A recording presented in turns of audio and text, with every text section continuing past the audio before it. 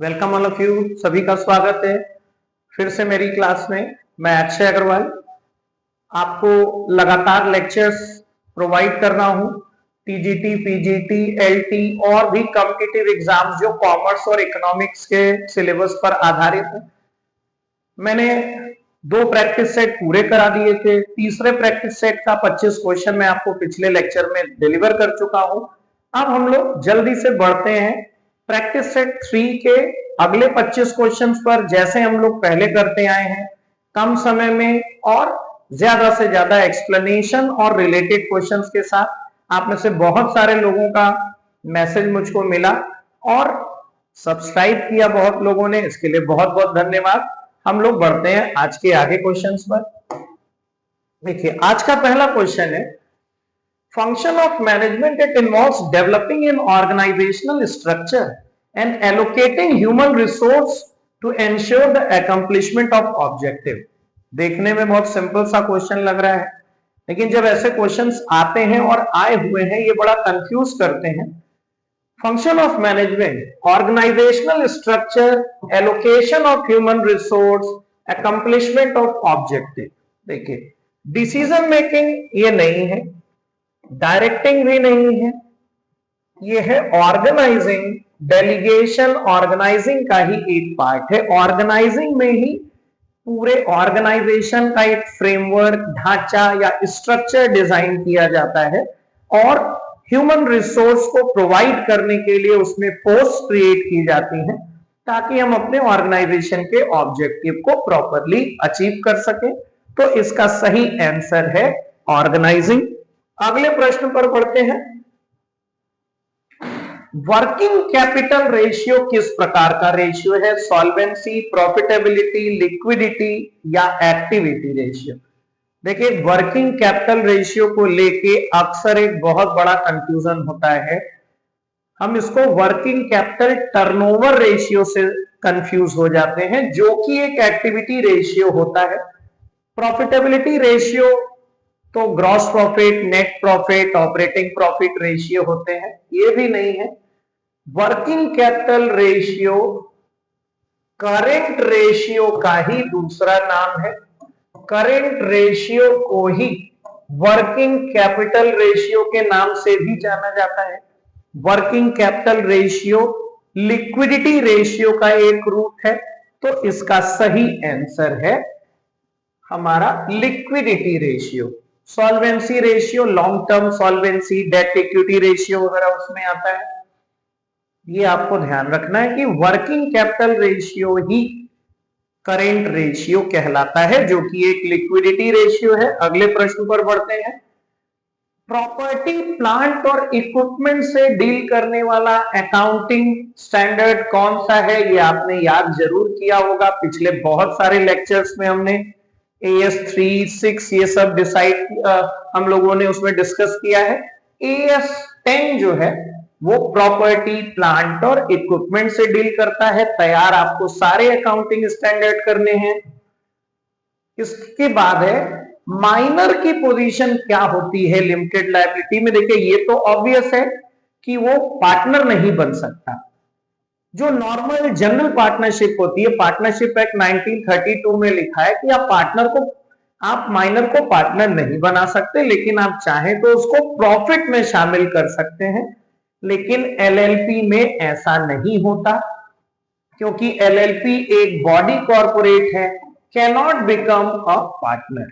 Company partnership में, limited liability partnership में minor को किसी भी तरीके से पार्टनरशिप के बेनिफिट में शामिल नहीं किया जा सकता है। अगले प्रश्न पर बढ़ते हैं। नंबर ऑफ डायरेक्टर्स मिनिमम, ये आपको याद हो गया होगा। मिनिमम नंबर ऑफ मेंबर्स 7 होते हैं पब्लिक लिमिटेड कंपनी में, मैक्सिमम की कोई लिमिट नहीं होती। प्राइवेट लिमिटेड कंपनी में मिनिमम 2 और मैक्सिमम 200 मेंबर अलाउड हैं। प्राइवेट लिमिटेड कंपनी में मिनिमम नंबर ऑफ डायरेक्टर्स 2 होते हैं। पब्लिक लिमिटेड कंपनी में कम से कम 3 डायरेक्टर्स होने चाहिए, जो मैक्सिमम 15 तक हो सकते हैं। अगर आप 15 से अधिक बढ़ाना चाहते हैं तो आपको जनरल मीटिंग बुलाकर स्पेशल रेजोल्यूशन पास करके आर्टिकल्स ऑफ एसोसिएशन में अमेंडमेंट करना पड़ता है। इसका सही उत्तर है 3। When the values in the series do not have equal importance, जब सीरीज में वैल्यूज का इक्वल इंपॉर्टेंस नहीं होता, यानी किसी को ज्यादा वजन देना है, किसी को कम वजन, ज्यादा इंपॉर्टेंस या कम इंपॉर्टेंस देते हैं, तो उसके लिए हम लोग वेटेड मीन निकालते हैं। मोड अलग चीज है। मोड है कि जिसकी रिपीटिशन फ्रीक्वेंसी सबसे ज्यादा हो। मीन एक सिंपल मीन होता है, इसमें किसी को कम या ज्यादा इंपॉर्टेंस नहीं मिलता। मीडियन मिड वैल्यू होती है। इसका सही उत्तर है weighted mean, weighted arithmetic mean. जब किसी को ज्यादा और किसी को कम इंपॉर्टेंस देना होता है तो वेटेड मीन निकालते हैं। The sum of deviation from dash is always 0। Mean, median या मोड में से किससे हम डेविएशन निकालेंगे? सम ऑफ डेविएशन हमेशा 0 आएगा। इसका सही उत्तर है मीन। मान लेते हैं ये कोई सीरीज है 5, 10, 15, 20। जब आप इसका डेविएशन निकालेंगे एक्चुअल मीन से, तो इसका जो टोटल आएगा वो हमेशा 0 के बराबर आएगा। Deviation from mean, total of these deviation is always equals to 0। किसी के अरिथमेटिक मीन से जब हम डेविएशन निकालते हैं तो सम ऑफ डेविएशन हमेशा 0 होता है। इसके बाद है मोड को ग्राफिकली, ग्राफ की मदद से अगर हमें मोड निकालना है तो हम कैसे निकाल सकते हैं? बार ग्राफ से नहीं निकलता। पाई चार्ट किसी चीज को परसेंटेज में शो करने के लिए होता है, और फ्रीक्वेंसी पॉलीगन भी उसका सही आंसर नहीं है। इसका सही आंसर है हिस्टोग्राफ। और मीडियन को ओजाइव की मदद से निकाला जा सकता है, मीन को ग्राफिकली नहीं निकाला जा सकता है। यह भी एक प्रश्न आता है, इसको भी आप जरूर ध्यान रखिएगा। मोड को हिस्टोग्राम की मदद से, मीडियन को ओजाइव्स की मदद से, और मीन को किसी भी ग्राफ की मदद से फाइंड आउट नहीं किया जा सकता है। अगले प्रश्न पर आते हैं। इनकम एक्रू और अराइजेस आउटसाइड इंडिया, भारत के बाहर ही कमाया, भारत के बाहर ही प्राप्त किया प्रीवियस ईयर में, और फिर उसको भारत ले आए। Preceding to previous year, previous year के पहले आपने कमाया, बाहर ही प्राप्त किया, पिछले साल उसको रेमिटेंस भारत में कर दिया, ये किसके लिए उस पर टैक्सेबल होगा? इसका आंसर है नन ऑफ दीज। अगर आपने कोई इनकम बाहर ही कमाई है प्रीवियस ईयर के पहले और बाहर ही प्राप्त की है, पिछले साल उसको आपने भारत में रेमिट कर दिया, भेज दिया, रेमिटेंस के ऊपर किसी को भी टैक्स, किसी भी तरह के एसएससी को टैक्स नहीं देना पड़ेगा।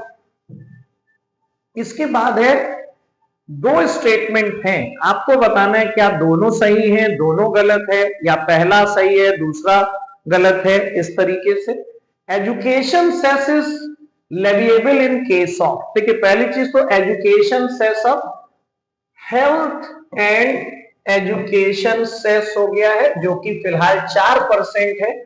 वो हर प्रकार के एसएससी के लिए है जिसकी इनकम भी टैक्सेबल होगी। जितना रुपया भी टैक्स बनेगा उस पर 4% आपको एजुकेशन और हेल्थ एंड एजुकेशन सेस देना होगा। उसका नाम है हेल्थ एंड एजुकेशन सेस। तो पहला तो बिल्कुल सही है, तो बोथ द स्टेटमेंट रॉन्ग हो नहीं सकता। स्टेटमेंट 1 इज रॉन्ग वाला ऑप्शन भी कट गया, अब 2 ऑप्शन बचा। इनकम डीम्ड टू एक्रू और arise in India is taxable in case of, जो इनकम मान ली जाएगी कि इंडिया में एक्रू हुई है, इंडिया में कमाई गई है, क्या वो सिर्फ रेसिडेंट के लिए पेबल है? ऐसा बिल्कुल भी नहीं है। अगर वो इनकम इंडिया में एक्रू और अर्न मानी गई है तो वो हर प्रकार के एसएससी के लिए टैक्सेबल है। तो 2 वाला फॉल्स है, 1 वाला करेक्ट है। Statement 1 is correct and statement 2 is false, ये इसका सही आंसर है। अगले क्वेश्चन पर आते हैं। टाइम सीरीज ग्राफ को क्या बोलते हैं? टाइम सीरीज ग्राफ को हिस्टोरीग्राम बोलते हैं, हिस्टोरीग्राम। ये आप याद कर लीजिएगा, स्ट्रेट लाइन नहीं होता, ओजाइड नहीं होता, graph of time series is known as histogram. इसके बाद है a pattern that is repeated throughout a time series and has a recurrence period of at most 1 year। Time series में जो पैटर्न ज्यादा से ज्यादा 1 साल तक रिपीट हो रहा है उसको क्या बोलते हैं? साइक्लिकल, इररेगुलर नहीं बोलते, उसको सीजनल वेरिएशन बोलते हैं। पहले भी मैंने लेक्चर्स में बताया है, अगर वो लॉन्ग टर्म तक है, 1 साल से ज्यादा, 3 साल, 5 साल, तो उसको ट्रेंड बोलते हैं। 1 साल के अंदर के उतार चढ़ाव को टाइम सीरीज ग्राफ में, एनालिसिस में सीजनल वेरिएशन कहा जाता है। इसका आंसर है सी। अगले क्वेश्चन पर आते हैं।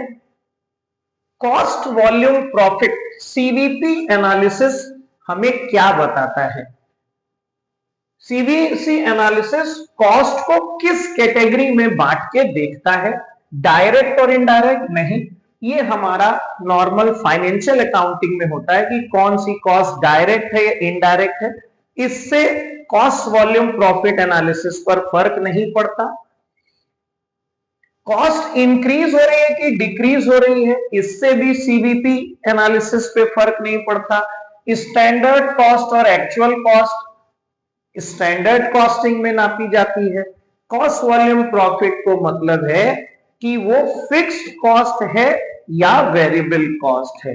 क्या वो फिक्स्ड कॉस्ट है, क्या वो वेरिएबल कॉस्ट है, इस पे डिपेंड करता है cost volume profit analysis.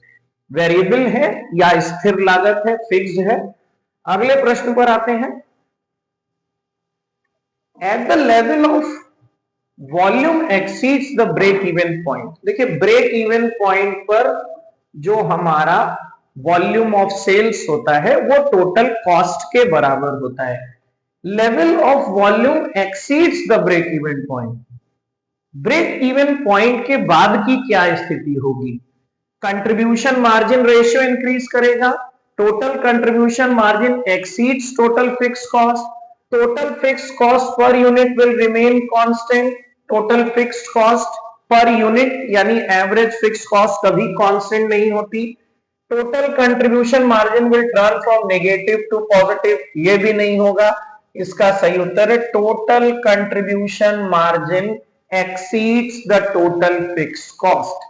Total contribution margin exceeds the total fixed cost. जिस जगह पर total contribution margin fix cost के बराबर होता है वो ब्रेक इवन पॉइंट होता है। उसके बाद जो कंट्रीब्यूशन मार्जिन है वो फिक्स कॉस्ट को ढांक जाता है। Total contribution margin exceeds total fix cost. अगले क्वेश्चन पर आते हैं।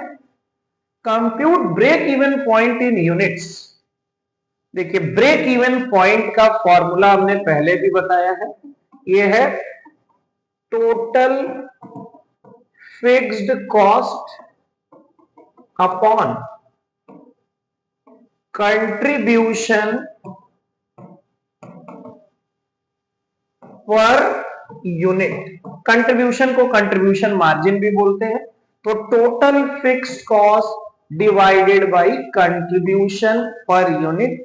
इससे यह पता लगता है कि कितना यूनिट आउटपुट सेल करने पर हम ब्रेक इवन पॉइंट पर आ जाएंगे, यानी नो प्रॉफिट नो लॉस की सिचुएशन में। Total fix cost upon contribution margin per unit. Contribution होता है sales minus variable cost. Sales minus variable cost contribution का फॉर्मूला है। देखिए, प्रोसेस कॉस्टिंग कई बार पहले हम लोगों ने डिस्कस किया है। Process costing, job costing, unit costing, batch costing, operating costing. देखिए, operating costing transport industry, hospitals, इन सब में काम आता है। जॉब कॉस्टिंग का एक बेस्ट एग्जांपल कई बार हम लोग डिस्कस कर चुके हैं, प्रिंटिंग प्रेस वगैरह। बैच कॉस्टिंग का एग्जांपल मेडिसिन में हो सकता है। प्रोसेस कॉस्टिंग जिसमें फिनिश प्रोडक्ट बनने से पहले वो कई अलग अलग प्रोसेस और प्रक्रिया से होके गुजरता है। इसका सही आंसर है ऑयल रिफाइनिंग। ऑयल रिफाइनरी में जब क्रूड ऑयल आता है, कच्चा तेल, वो रिफाइन होके कई रूपों में परिवर्तित होता है। उसी से डीजल प्रोड्यूस होता है, उसी से केरोसिन प्रोड्यूस होता है, बहुत सारे प्रोडक्ट्स, बाई प्रोडक्ट्स उससे बनते हैं अलग अलग प्रोसेस में। तो ऑयल रिफाइनिंग प्रोसेस कॉस्टिंग का एक बढ़िया एग्जाम्पल है। इसके बाद है टेंडर। क्या होता है? जो टेंडर डालते हैं कॉन्ट्रैक्ट कॉस्टिंग में, सड़क बनाना है, सरकार ने टेंडर मंगाया कि आप कितने में ये कंप्लीट करके दे सकते हैं। तो क्या है वो? क्या वो प्रॉफिट का एस्टिमेशन है, यूनिट्स का? नहीं। देखिए, ये कॉस्ट या सेलिंग प्राइस में से एक होता है। आमतौर पे टेंडर जो होता है वो एस्टिमेटेड सेलिंग प्राइस होता है। जब हम टेंडर देते हैं किसी को, तो हम उसमें ये बताते हैं कि इस लागत पर हम ये चीज, गुड्स या सर्विस आपको सप्लाई कर सकते हैं।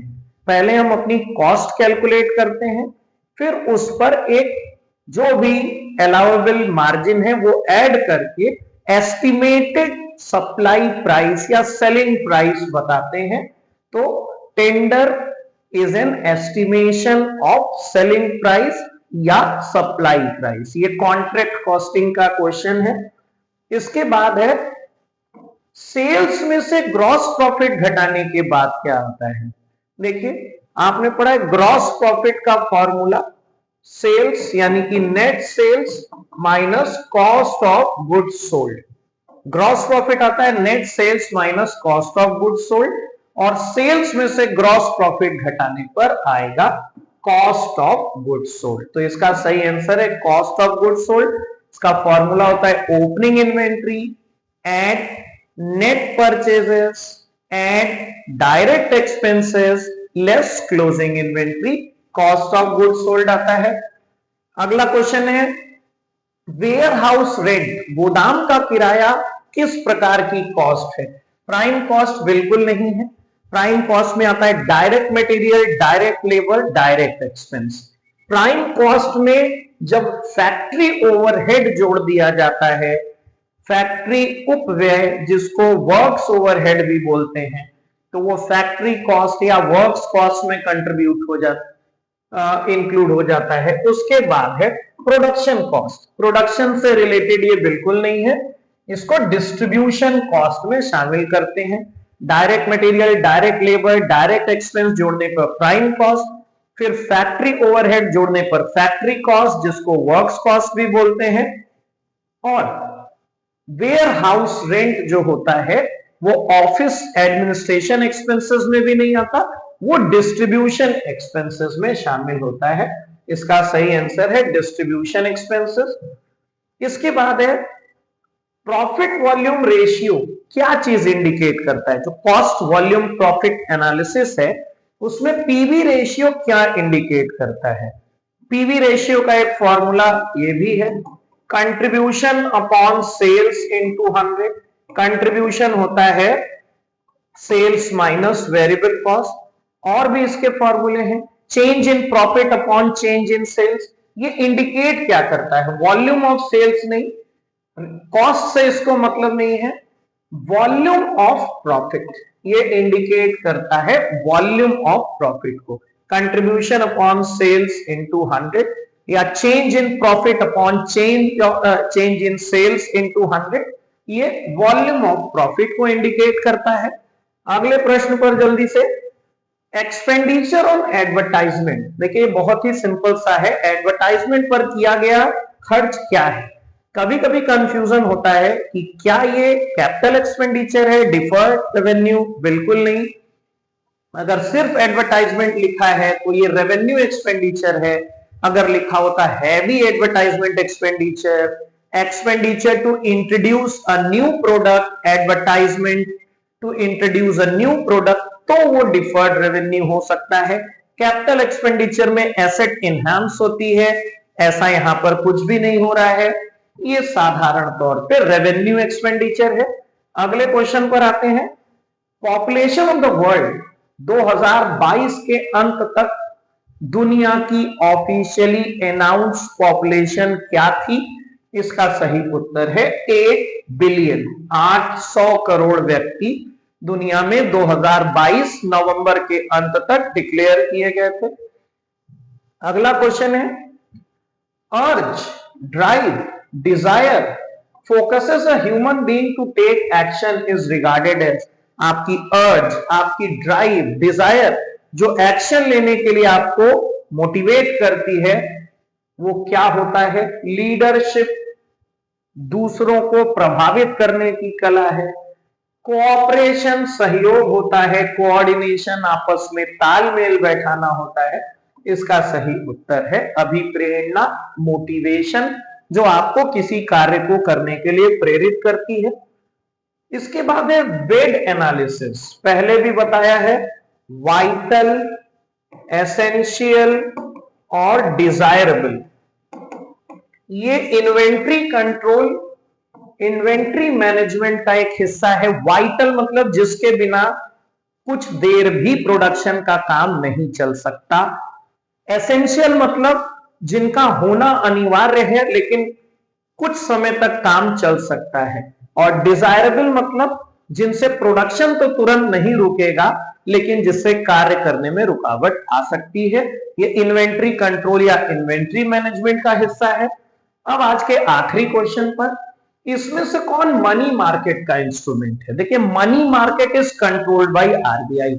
मनी मार्केट में शॉर्ट टर्म इंस्ट्रूमेंट्स डील किए जाते हैं।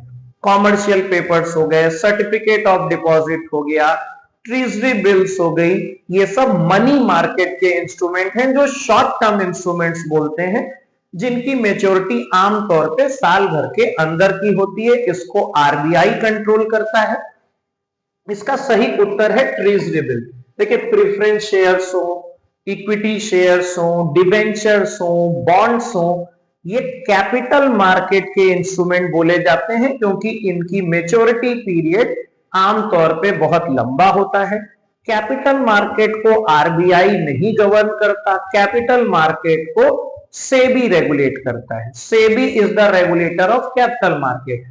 जितने म्यूचुअल फंड्स के इंस्ट्रूमेंट हैं, स्टॉक्स हैं, शेयर्स हैं, डिबेंचर्स हैं, बॉन्ड्स हैं, इनका रेगुलेटर सेबी है, securities exchange board of India.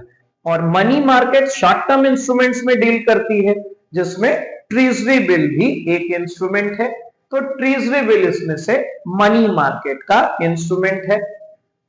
तो ये आज की 25 क्वेश्चन की और एक क्लास काफी तेजी से मैंने आपको कराया है ताकि आपके ये क्वेश्चंस भी हो जाए, आप इनसे रिलेटेड क्वेश्चंस भी पढ़िए और जो भी एक्सप्लेनेशन है उसको आप ध्यान से सुनिए। क्लासेस को पसंद करने के लिए बहुत बहुत धन्यवाद। आप इसको सब्सक्राइब कर लें, आपको सारा लेक्चर आपको प्रॉपर टाइम पर मिलता रहेगा। और बाकी पीडीएफ्स और नोट्स के लिए आप टेलीग्राम चैनल भी ज्वाइन कर सकते हैं या व्हाट्सएप पर मेरे को कांटेक्ट कर सकते हैं। Thanks for watching the video. See in the next lecture. Good luck all of you.